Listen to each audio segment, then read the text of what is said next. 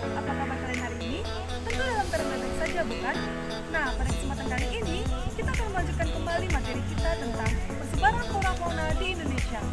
Untuk menyimak lebih lanjut, silakan saksikan video berikut ini. Baik anak-anak, pada pertemuan kali ini kita akan melanjutkan kembali pembahasan kita tentang persebaran flora dan fauna di Indonesia. Namun, sebelum kita mempelajari lebih lanjut, kita harus mengetahui apa itu tujuan pembelajaran kita pada materi kali ini. Nah, adapun tujuan pembelajaran kita yaitu setelah mempelajari materi ini, siswa diharapkan semangat dan mampu untuk menjelaskan persebaran jenis flora dan fauna di Indonesia. Serta siswa diharapkan memiliki rasa cinta kasih, rasa cinta tanah air, dan juga peduli lingkungan.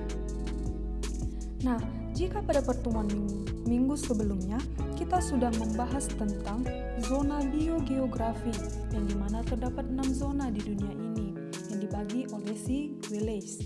Yang pertama yaitu zona nearktik, zona neotropik, zona australis, zona oriental atau Indo-Malaya. Yang kelima zona palearktik dan yang terakhir adalah zona Ethiopian. Nah, Ibu berharap kalian masih tetap mengingat materi kita di pertemuan sebelumnya. Nah, baik anak-anak, pada pertemuan kali ini kita akan membahas tentang persebaran flora fauna di Indonesia. Nah, sama halnya dengan di dunia, bahwa tadi dibagi menjadi 6 zona persebaran flora fauna di dunia. Kalau di Indonesia ini sendiri, nanti akan dibagi menjadi 3 bagian, di mana persebaran flora faunanya itu ada 3 bagian dan memiliki karakteristik tersendiri di tiap wilayahnya. Nah, yang pertama, Indonesia merupakan negara kepulauan yang menjadi pertemuan antara lempeng Asia dan juga lempeng Australia. Pulau Kalimantan, Sumatera, Jawa umumnya termasuk ke dalam lempeng Asia dan dikenal dengan sebutan dangkalan Sunda. Sedangkan Pulau Papua termasuk ke dalam lempeng Australia atau dikenal dengan sebutan dangkalan Sahul. Jadi di sini jangan terbalik ya. Jadi Indonesia bagian barat yang terdapat Pulau Kalimantan, Sumatera dan Jawa disebut dengan istilah dangkalan Sunda. Sedangkan Indonesia bagian timur ada si Pulau Papua itu termasuk ke dalam dangkalan Sahul. Jadi di sini jangan sampai terbalik penyebutannya. Lalu di Indonesia bagian tengah itu bagaimana, Bu? Nah, Indonesia bagian tengah yang terdapat Pulau Sulawesi, Maluku, dan Nusa Tenggara tidak termasuk ke dalam 2 bagian tersebut atau tidak termasuk ke dalam lempeng Asia dan juga tidak termasuk ke dalam lempeng Australia karena Indonesia bagian tengah ini terbentuk akibat aktivitas tektonik. Lalu kita membahas tentang persebaran flora fauna di Indonesia ini, Naku, dibagi berdasarkan 2 garis pemisah atau 2 garis khayal, yaitu garis Wallace dan garis Weber. Garis Wallace memisahkan antara Pulau Sumatera, Kalimantan, Jawa, dan Bali dengan Pulau Sulawesi. Jadi, dia ini berada di garis yang memisahkan antara Indonesia bagian barat dengan Indonesia bagian tengah. Lalu, flora fauna yang pada wilayah bagian barat disebut dengan tipe Asiatis yang dibatasi langsung oleh si garis Wallace. Sedangkan pada bagian timur garis Wallace terdapat wilayah yang memiliki kesamaan flora dan fauna dengan wilayah Asia dan Australia, maka disebut sebagai wilayah peralihan yang melingkupi Pulau Sulawesi, Sumba, Sumbawa, dan juga Lombok. Sedangkan wilayah Indonesia bagian timur dibatasi oleh garis Weber. Nah, yang kedua ini namanya garis Weber, di mana garis Weber ini didominasi oleh flora dan fauna yang mirip dengan benua Australia, maka disebut dengan tipe Australis. Jadi di sini Indonesia bagian barat dikenal dengan istilah tipe Asiatis. Sedangkan kalau Indonesia bagian timur yang di dalamnya ada Pulau Papua dikenal dengan tipe Australis, dan di bagian tengah, Naku, itu dikenal dengan tipe peralihan. Jadi Ibu ulangi sekali lagi. Garis yang memisahkan antara Indonesia bagian barat dengan Indonesia bagian tengah merupakan garis Wallace. Sedangkan garis yang memisahkan antara Indonesia bagian tengah dengan Indonesia bagian timur disebut dengan garis Weber. Dan jangan lupa kalau Indonesia bagian barat disebut dengan tipe Asiatis, sedangkan bagian timur disebut dengan tipe Australis, sedangkan di tengah-tengah dia itu disebut dengan tipe peralihan karena di sini dia memiliki kesamaan flora dan fauna dengan wilayah Asiatis dan juga Australis. Kira-kira kenapa Indonesia bagian barat dan timur ini bisa disebut dengan tipe Asiatis dan juga tipe Australis? Nah, jawabannya adalah jika pada kelas 1 dulu kalian sudah mempelajari bahwa pertama kali di dunia hanya memiliki satu benua, yaitu benua Pangea. Lalu, benua Pangea ini akibat pergerakan tektonik pecah menjadi dua benua besar, yaitu benua Laurasia dan juga benua Gondwana. Nah, jadi si benua Laurasia ini nakku termasuk di dalamnya si benua Asia dan juga termasuk di dalamnya yaitu Indonesia bagian barat. Jadi si Indonesia bagian barat ini pernah bersatu dengan benua Asia. Maka itu alasan kenapa dia disebut dengan tipe Asiatis. Maka di sini jenis flora dan faunanya memiliki kesamaan dengan benua Asia. Sedangkan di bagian Indonesia bagian timur pernah bersatu dengan benua Gondwana, yang di mana di benua Gondwana ini juga termasuk di dalamnya adalah benua Australia. Jadi Indonesia bagian timur pernah bersatu dengan benua Australia. Jadi itu alasan kenapa dia disebut sebagai tipe Australis, karena di dalamnya flora dan faunanya memiliki kesamaan dengan si benua Australia. Sedangkan di bagian peralihan ini nakku yang di bagian tengah, dia ini memiliki kesamaan dengan kedua-duanya. Jadi dia disebut sebagai zona atau tipe peralihan. Nah, jadi jangan sampai salah ya. Ingat, kalau di Indonesia bagian barat dikenal dengan tipe Asiatis, sedangkan di timur dikenal dengan tipe Australis, dan di tengah dikenal dengan tipe peralihan. Lalu ingat, kalau garis pembatas atau garis pemisah antara Indonesia bagian barat dengan Indonesia bagian tengah yaitu garis Wallace. Sedangkan garis pemisah antara Indonesia bagian tengah dengan Indonesia bagian timur adalah si garis Weber. Jadi di sini jangan sampai terbalik ya anakku. Oke, selanjutnya kita akan membahas tentang persebaran flora di Indonesia, di mana di sini akan dibagi menjadi 4 wilayah. Yang pertama yaitu wilayah Sumatera dan juga Kalimantan. Nah, ini merupakan pulau Sumatera dan juga si pulau Kalimantan. Adapun ciri-ciri flora yang terdapat di pulau Sumatera dan Kalimantan yaitu yang pertama, memiliki iklim tropis, kelembapan udara tinggi, curah hujan tinggi, dan suhu rata-rata tinggi. Maka dapat kita simpulkan bahwa sini vegetasinya cukup banyak karena kita lihat dari tipe iklimnya yaitu tipe iklim tropis. Lalu yang kedua, tipe vegetasi mendominasi adalah hutan hujan tropis dan juga si hutan bakau atau hutan mangrove.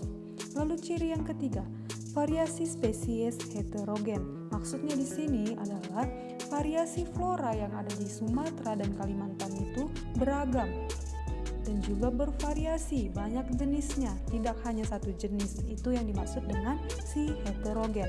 Lalu tingkat kerapatannya itu tinggi karena kita lihat dari ciri-ciri yang pertama bahwa di situ curah hujan tinggi, suhu rata-rata tinggi, kelembapan tinggi, maka pasti vegetasinya juga banyak, pasti tingkat kerapatannya juga tinggi. Lalu contohnya adalah Rafflesia arnoldi yang terdapat di pegunungan Bukit Barisan, yaitu ada di Pulau Sumatera. Dan khusus flora Rafflesia arnoldi ini hanya ada di Pulau Sumatera. Lalu contoh yang kedua adalah meranti, damar, anggrek, lumut, cendawan atau jamur, dan juga si paku-pakuan. Nah, ini adalah gambar dari si Rafflesia arnoldi yang hanya terdapat di Pulau Sumatera. Ini adalah damar. Jadi si damar ini ada di Pulau Sumatera dan ada juga di Pulau Kalimantan. Lalu ini adalah gambar si meranti. Ini adalah damar dan gambar sebelumnya adalah si meranti. Lalu ini anggrek, tentu kalian sering ya melihat anggrek. Ini adalah si cendawan atau jamur. dan paku-pakuan. Nah, paku-pakuan ini jika kalian pernah makan sayur pakis, nah itu termasuk ke dalam jenis flora paku-pakuan. Nah, selanjutnya kita akan membahas ciri-ciri flora yang tersebar di wilayah Jawa dan Bali. Nah, ini merupakan gambar dari si Pulau Jawa dan juga si Pulau Bali. Adapun ciri-cirinya yang pertama, memiliki curah hujan semakin berkurang ke arah timur, tingkat kelembapan semakin berkurang dan memiliki tipe iklim tropis. Jadi maksudnya di sini yaitu curah hujannya itu semakin berkurang, semakin sedikit dibanding dengan si pulau Sumatera dan juga si Kalimantan. Jadi di sini semakin sedikit dan semakin berkurang, tapi tetap iklim tropis. Jadi apakah di sini curah hujannya tidak tinggi, Bu? Itu tetap tinggi, tapi dia itu kapasitasnya itu tidak sebanyak di Pulau Sumatera dan juga di Pulau Kalimantan.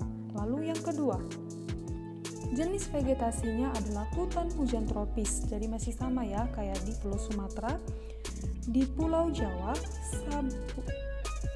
hutan muson tropis atau hutan gugur beriklim tropis yang ada di Pulau Jawa juga. Lalu sabana dan juga hutan mangrove yang ada di Bali. Hutan mangrove atau juga dikenal dengan sebutan hutan bakau. Nah, adapun contohnya yaitu pohon jati. Jadi pohon jati ini terdapat biasanya itu di hutan muson tropis atau hutan gugur beriklim tropis. Jadi dia ini termasuk salah satu pohon yang menggugurkan daunnya pada musim kemarau. Nah, ini merupakan gambar dari si jati. Dan yang kedua adalah Pinus mercusi. Nah, ini dari gambar dari si Pinus mercusi. Dan yang terakhir adalah pohon cemara. Dan ini adalah sabana dan si mangrove yang ada di Bali atau hutan bakau. Selanjutnya kita membahas tentang persebaran flora di wilayah Kepulauan Wallacea yang ada di Sulawesi, Nusa Tenggara, Pulau Timur, dan Maluku. Nah, ini merupakan gambar dari Pulau Sulawesi dan ini merupakan gambar dari Pulau Maluku. Adapun ciri-cirinya, yang pertama, memiliki kondisi iklim lebih kering dan kelembapan udara lebih rendah dibandingkan dengan dua wilayah yang sudah kita bahas sebelumnya. Ada si Jawa dan Bali dan juga Sumatera dan Kalimantan, kecuali Maluku. Jadi Maluku ini masih memiliki kelembapan udara yang lebih tinggi dibanding si Sulawesi. Lalu tipe vegetasi floranya adalah sabana atau padang rumput yang diselingi oleh semak belukar dan juga terdapat pepohonan. Lalu stepa, yaitu padang rumput yang di dalamnya tidak terdapat pepohonan dan semak belukar yang ada di Nusa Tenggara, hutan pegunungan yang ada di Sulawesi, hutan campuran yang di dalamnya itu termasuk hutan gugur beriklim tropis yang ada di Maluku dengan berbagai jenis rempah. Nah, contohnya adalah pala. Nah, pala ini termasuk ke dalam jenis rempah-rempah. Lalu cengkih, kayu manis, kenari, kayu eboni, lontar, dan juga si kayu cendana. Ini merupakan semua jenis-jenis flora yang ada di Kepulauan Sulawesi, Nusa Tenggara, Pulau Timur, dan juga Maluku. Lalu kita masuk yang terakhir, persebaran flora di Indonesia di wilayah yang keempat, yaitu wilayah flora Papua. Nah, ini merupakan gambar dari Pulau Papua. Adapun ciri-cirinya yaitu memiliki tipe iklim hutan hujan tropis, karena di Indonesia masih termasuk semua bagiannya itu termasuk ke dalam tipe iklim hutan hujan tropis. Namun di bagian Papua ini curah hujan kelembapan udaranya itu juga sudah semakin sedikit dibanding dengan wilayah yang ke arah barat. Nah, jenis vegetasi yang ada di Pulau Papua ini yaitu hutan hujan tropis, vegetasi pegunungan, vegetasi bakau atau mangrove, dan juga termasuk corak Australia, karena seperti yang Ibu sebutkan di awal tadi bahwa si Pulau Papua ini termasuk ke tipe Australis, dan juga terdapat beberapa sabana di bagian tenggara di Pulau Papua. Nah, di bagian sini kira-kira. Lalu contoh yang ada di flora yang ada di Pulau Papua yaitu eukaliptus. Nah, jika kalian pernah memakai minyak kayu putih, nah itu salah satu contoh produk yang dihasilkan dari si pohon eukaliptus. Nah, oke.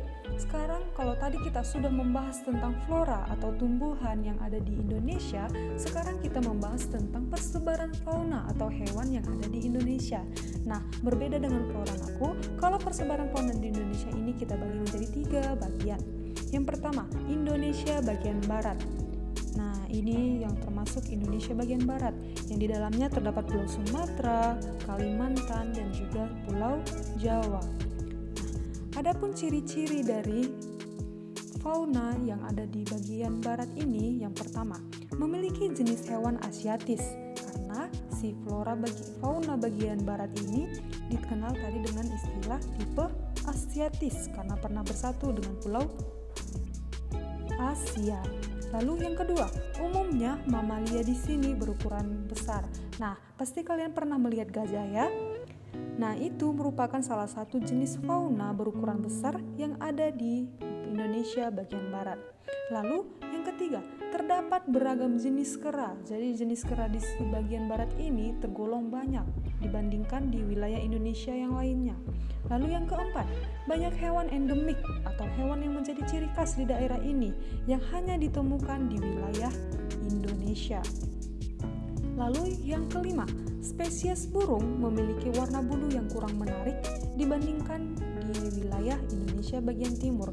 Jadi aku di sini memiliki banyak burung, namun warnanya itu tidak secantik dengan Indonesia bagian timur nanti. Lalu yang keenam, reptilnya itu bervariasi, contohnya si kura-kura atau juga si ular. Nah, adapun contohnya hewan-hewan atau fauna yang ada di Indonesia bagian barat yaitu yang termasuk ke golong mamalia. Ada sih orang hutan. Nah, orang hutan ini masuk ke spesies jenis kera.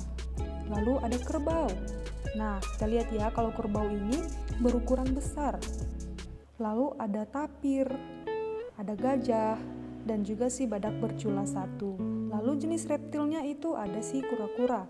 Dan burungnya contohnya adalah burung rangkong. Oke, selanjutnya kita masuk kepada Indonesia bagian tengah atau tadi kita kenal dengan istilah peralihan. Nah, apa aja ciri-cirinya? Yang pertama, memiliki jenis hewan peralihan. Jadi maksudnya di sini hewan yang memiliki kesamaan dengan bagian barat dan juga bagian timur. Lalu yang kedua, hampir sebagian besar didominasi oleh hewan endemik atau hewan yang menjadi ciri khas di daerah ini dan tidak terdapat di wilayah Indonesia lain maupun dunia. Contohnya itu adalah komodo. Lalu yang ketiga, sebagian besar faunanya mirip dengan spesies hewan australis dan asiatis. Itu alasan kenapa dia disebut sebagai tipe peralihan. Lalu yang keempat, menyimpan berbagai macam fauna langka yang hampir punah.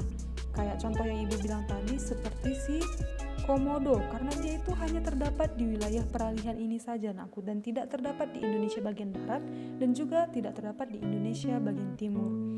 Lalu adapun contoh fauna yang mendominasi atau yang menjadi hewan endemik di wilayah ini yaitu babi rusa. Nah, ini merupakan gambar babi rusa. Sapi, anoa, tarsius, dan ini jenis reptil yaitu komodo dan juga maleo. Jadi anoa, komodo, dan maleo ini merupakan hewan endemik atau hewan yang menjadi ciri khas di daerah Indonesia bagian tengah atau bagian peralihan. Jadi mereka ini yang bertiga ini tidak terdapat di Indonesia bagian barat dan juga tidak terdapat di Indonesia bagian timur. Oke, selanjutnya kita masuk kepada persebaran fauna yang terakhir yaitu di wilayah Indonesia bagian timur. Yang sebagian besar wilayahnya itu adalah si Pulau Papua. Adapun ciri-cirinya adalah yang pertama, memiliki jenis hewan australis. Lalu yang kedua, binatang sejenis mamalia relatif berukuran lebih kecil. Nah, kalau di bagian barat tadi jenis mamalianya berukuran besar, kalau di bagian timur ini mamalianya itu berukuran kecil. Lalu yang ketiga, banyak ditemui jenis hewan yang berkantung. Nah, pasti kalian pernah mendengar sebutan hewan kanguru. Nah, itu merupakan salah satu jenis hewan berkantung. Lalu yang keempat, spesies burung yang kaya akan warna-warni. Jadi, motifnya atau warna bulu burung di tipe bagian timur ini itu lebih cantik dan lebih bervariasi dibandingkan dengan Indonesia bagian barat. Contohnya itu nanti adalah cendrawasih. Lalu populasi keranya itu sangat minim.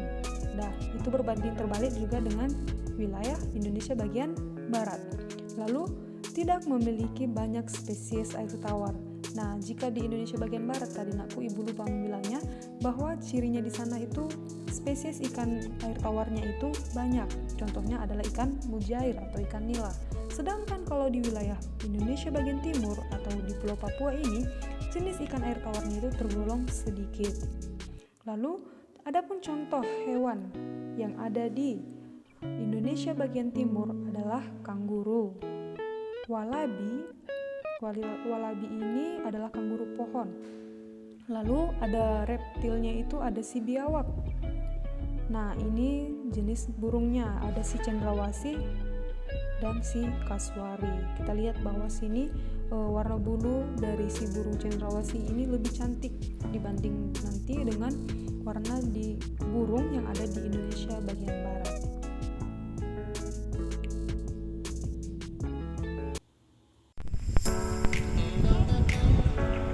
Baik anak-anak, sekian materi kita untuk hari ini. Ibu berharap kalian dapat mengerti dan memahami materi kita. Dan kira-kira nilai karakter apa yang kalian